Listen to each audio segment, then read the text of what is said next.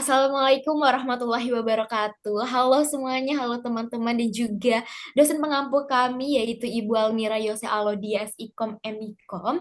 Kami dari kelompok 2 mata kuliah lobby dan negosiasi. Di sini yang ada 3 orang ya yang terdiri dari saya sendiri yaitu Anya Diani Salsabila dengan NIM F1C 024 073. Dilanjut juga dengan teman-teman saya yaitu Dia Sekarwati dengan NIM F1C 024081 dan juga Jennifer Mirel Rindo dengan NIM F1C 024133. Di sini kami akan memaparkan dan juga mempresentasikan hasil analisis kami dan juga pengamatan kami terkait praktik lobby dan negosiasi yang terjadi di antara DPR RI dan juga Polri terkait kasus kejahatan atau kasus korban kejahatan begal yaitu Hogi Minaya yang ternyata beliau ini dikriminalisasi terkait kasus yang terjadi ini. Mungkin untuk lebih lanjut dan lebih lengkapnya akan kita langsung masuk ke dalam latar belakang yang akan disampaikan oleh Jennifer. Silahkan Jennifer. Ya, boleh di next slide-nya.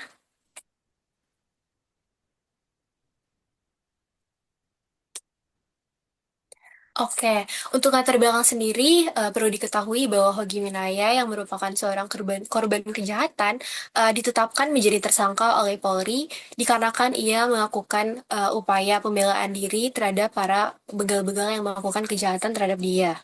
Nah, disinilah DPR RI ini hadir dan memiliki peran yang sangat krusial, di mana mereka berperan sebagai komunikator politik yang menjembatani aspirasi masyarakat agar hukum lebih mempunyai nilai moral. Boleh di next?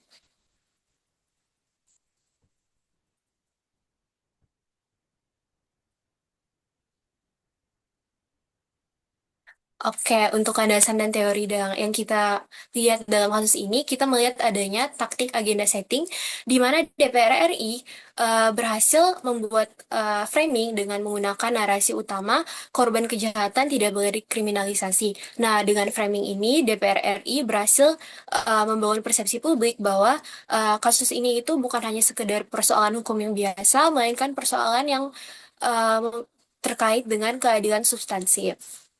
Untuk selanjutnya akan dijelaskan oleh Dea.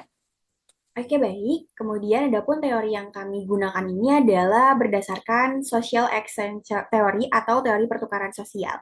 Jadi dalam teori ini tuh dijelaskan bahwa lobby ini tuh adalah sebagai alat transaksi. Di mana pada kasus ini, Polri ini butuh dukungan dari publik atas tindakan yang sudah mereka lakukan, dan DPR ini punya power atau kewenangan terhadap pengawasan daripada kasus yang terjadi ini.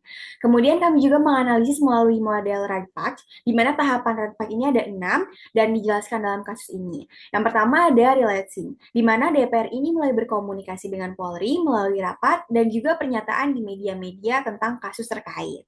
Yang kedua dilanjutkan dengan assessing, di mana DPR ini tuh melihat bahwasannya Polri ini sedang mendapat tekanan dari masyarakat karena keputusannya untuk menjadikan korban begal ini sebagai tindakan kriminal gitu. Yang ketiga ada defini, di mana DPR ini menegaskan bahwa kasus ini adalah kriminalisasi terhadap korban. Jadi korban yang berupaya untuk membela diri itu tidak bisa dikategorikan sebagai pelaku gitu, dan ini sudah termasuk dalam tindakan kriminalisasi terhadap korban yang membela diri. Yang keempat ada packaging, di mana DPR ini mengemas isu dan menyampaikan isu ini dengan menekankan bahwasannya kita ini harus memperjuangkan keadilan bagi korban. Yang kelima ada acting, di mana DPR ini mulai memberikan tekanan melalui rapat-rapat dan juga kritik terbuka terhadap Polri. Dan diakhiri oleh closing, di mana Polri ini memberikan respon dengan cara mengevaluasi dan juga menyesuaikan penanganan kasus yang terjadi. Boleh di next?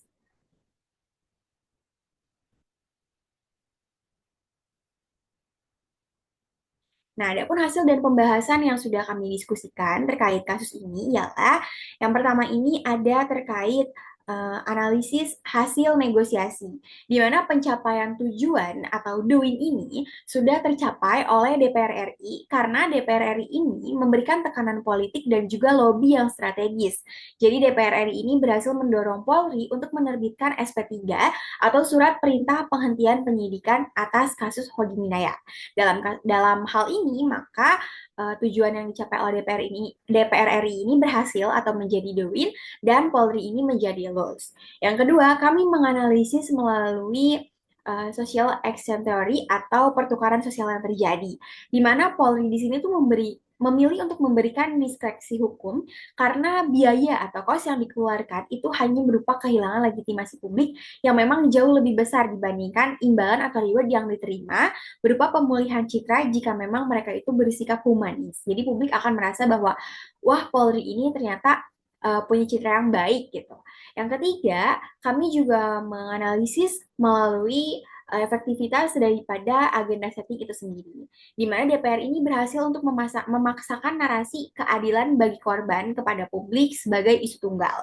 Sehingga dalam hal ini Polri tidak memiliki ruang untuk mempertahankan argumen bahwasannya korban begal ini merupakan sebuah tindakan kriminal jikalau memang melawan pelaku sesuai dengan prosedur yang kaku.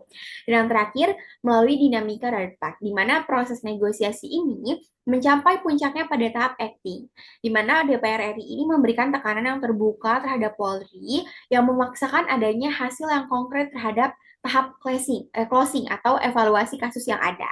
Sehingga Polri pun mengambil tindakan untuk menghentikan penyidikan dan juga tidak memperpanjang hal tersebut. Boleh di next?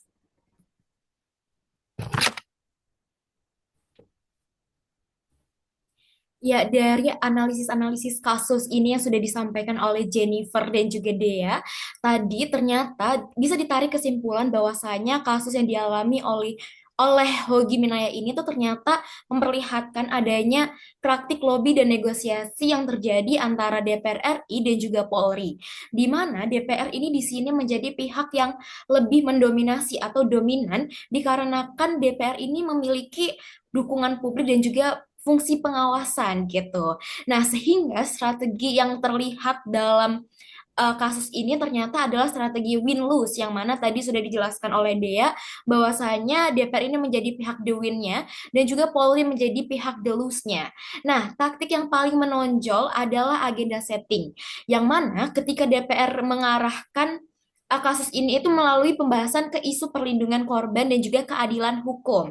Nah, dengan demikianlah ternyata kasus ini itu membuktikan bahwasannya penguasaan isu dan juga framing itu sangat-sangat mempengaruhi daripada hasil negosiasi itu tersebut. Nah, mungkin sekian dari hasil analisis dan juga pemaparan kami terkait kasus yang sedang terjadi ini oleh Hogi Minaya tadi. Sekian dari kami, mohon maaf apabila ada salah kata.